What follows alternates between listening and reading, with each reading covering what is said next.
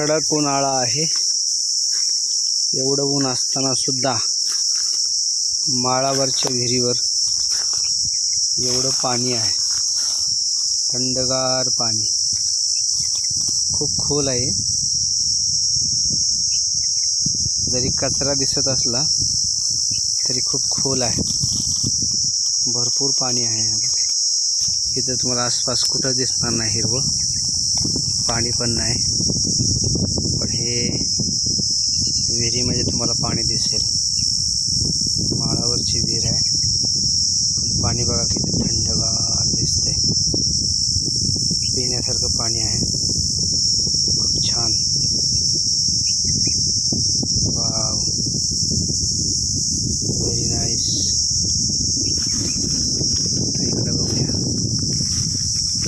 Just try.